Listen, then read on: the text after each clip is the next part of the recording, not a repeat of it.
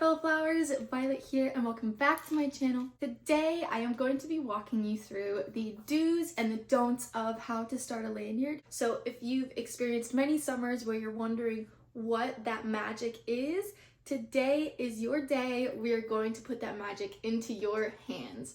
So without further ado, let's jump into it. Now, lanyard making is essentially the art of weaving plastic lacing, gimp or Rex lace. They're a popular brand by Pepperell Braiding Company. I'll post links down below for string and supplies. The very basis of lanyards is the box stitch. So for that is actually what we're going to be making today and what most people are familiar with when they see or hear about lanyards. To begin, I have two pieces of said gimp, the string, and I'm going to begin by gathering the two ends in my hands, and then I'm just going to pull until I get to a decent length. Now I do have a length calculator for the box stitch on my website if you'd like to get a little bit more of a precise measurement on how long your lanyard will be, but for today's video, I'm just using about one arm length, which for me is about 28 inches. The next step, once you have your two pieces of string cut, is to gather them at their midpoint. So I'm going to do this on kind of the wide angle, and then I'll zoom in and I'll show you my hands for when we start it. But to do so, I'm grabbing the ends over here, putting them all together like so. And then with my other hand, I'm going to pinch at that midpoint so that all of the strings are even. And you'll see that when I let go of these, I now have 4 strands in my hand here that I can work with. So let's go ahead and zoom in and I'll show you the next steps. Now here is that midpoint of the strings like I was telling you about, and I've just pinched them so that I don't lose my place.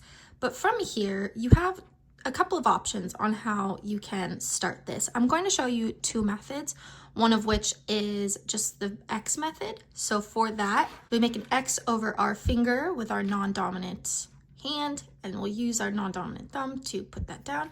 And then you'll see my dominant hand here, which for me is my right, is going to be like my weaving hand. So from here, I want to make 2 loops, and I want to do so with the bottom string. So if I look at my lanyard here, you'll see that my white strand is on bottom. So that's what I want to make my 2 loops with. Again, I'm going to place my thumb down, and starting with this topmost string, I want to bring it down to, let me pull this out here. I want to pull this string down to this quadrant here. So I'm going to grasp it and pull it down. And if you want to hold on to it to make sure it kind of doesn't go anywhere, you can use these 2 fingers in the back here. So I'll do that now. Just hold that there. Then with this white string, we want to bring this one up to the other, like the first quadrant. And I'll use my middle finger here to hold on to that. Next, I need to lock down my loose strings. So you see how I had to use my hand to hold this string here. I had to use my other finger to hold this string here, which means that when I weave my side strings, I want to make sure that these strings are doing that work of holding those strings for me. So instead of, a don't would be weaving over this loop and underneath this strand here, and then weaving this one over this loop and underneath the loose strand over here. Because if I do that, you'll see that when I try to pull everything tight, that it just comes loose because I didn't lock down this loose string here. So I need to make sure that I weave my side strings in the proper order. So I'm going to take these out. We're back to those 2 loops that I had from before. The idea here is, again, we're gonna lock down those loose strings. So when I weave my side strings, I want this one to go over this loose string and underneath the loop here, like so. Up here, so I had it down here before and then I wove this one across this way, but this actually needs to be pushed up because I need this loop right here to hold down this. So then I'll grab this string over here and I'll do the same because he needs to hold down this loose string and then go under here. So if you ever hear me say go over the loose string and under the loop, or over under, that's what I mean. And now I can grasp all 4 strands in my hand, and I do so by kind of using my pointer finger and thumb to hold the top 2 strings, and then using my extra fingers here to hold the bottom 2. And I'll alternate how I pull, so like pull bottom up and then left and right, bottom up, left and right, and I'll just kind of shimmy that until it's tight, like so. Now that was the first method of starting. I'm going to go ahead and take this apart and show you the next method, if that was not your bread and butter. So we'll go back to starting with my 2 strands, grasp the other end, and find all 4 ends, find the midpoint. And for this part, I'm going to actually use one of these strands to loop around my finger. So I just want to kind of pinch one of them just so I can kind of have an idea of where that midpoint is at. And with this midpoint, I'm going to do my best to go around my finger with 1 loop. So holding my pointed finger here and go around my finger like so. Next, I can grasp the other string and I want to pull until I see that crease where my midpoint is. So I'll insert that there. I'll find the other end here, and I can just pull these 2 together so I find that midpoint quicker. And you'll see that that's kind of where my fold is right there. You see that's where it turns into kind of like a point. So this is my midpoint here. And now the same principle applies where I want to make sure that I'm going over and under the right strings. So you'll see that over here, I have a loose string pointed towards me. So that means that this string is going to come on bottom and it's going to go to this side over here. So I'm going to go over this white string underneath this strand right here. Like so. And then I can pull it through. And then for this brown string here, I have a loose end up here. So he's going to go over that loose end, over right here, and underneath right here. So over and under, like so. And we will pull this all tight the same way, pointer and thumb on top, and then extra fingers on bottom, and just kind of shimmy it. So now to do the actual box stitch, we want to follow that same principle of holding down our loose strands. But first, I'll show you why this is called the box stitch. So if you've ever closed a cardboard box and have it be self-closing, where all the ends are kind of tucked under each other, this is how you're going to do that with these strings. So as if it were a cardboard box, we go 1, take this one over here, go over that one, 2, to kind of this little brown space here. This white one needs to come up to this white space, so up. And then for this one, for him to get to his space over here, he needs to go over this loose strand and underneath this one. So we'll go over and under and pull it through, like so. And we can pull tight with a little shimmy.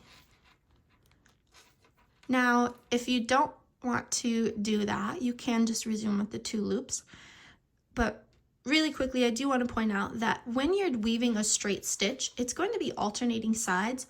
So when you do the 1, 2, 3, 4, you'll see that my white string is not in the same place. When I first started, it was over here, now it's over here. And that's okay, we can still do that 1, 2, 3, 4 method.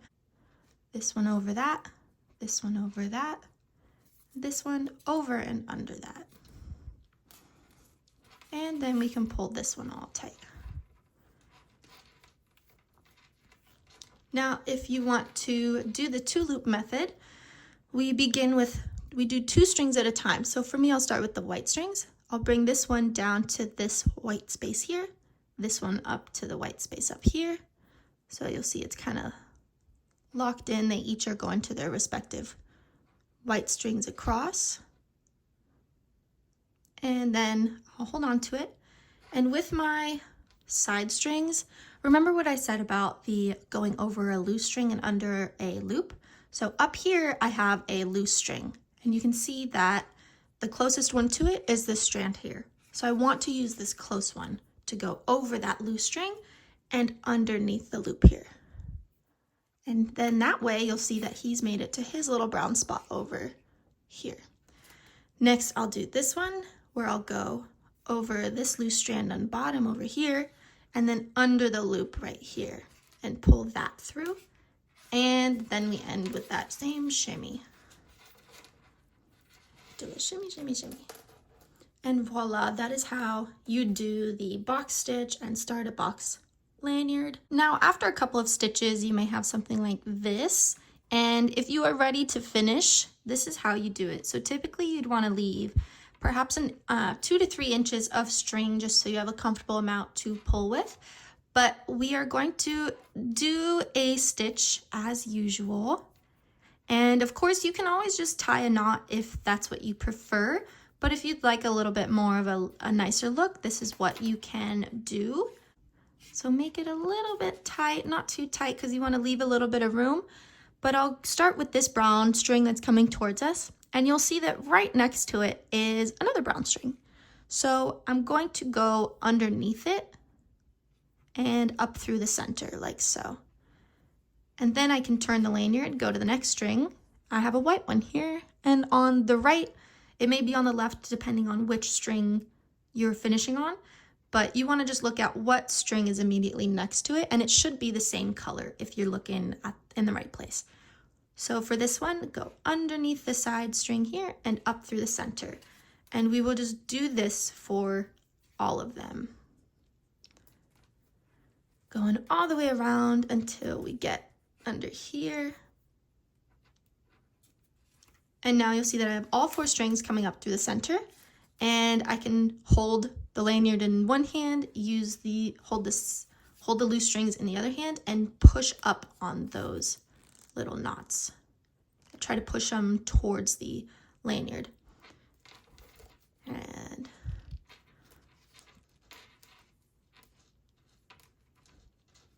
there you have it. That is how you can finish a lanyard, and you can trim off the ends, add a little key hook here at the base, or you can start it on a key hook, but that is how you make a box stitch lanyard and how you start it. Hopefully this empowers you the way that you need to have a productive summer. Thank you so much for watching. Keep blooming, and I will see you in the next one. Bye.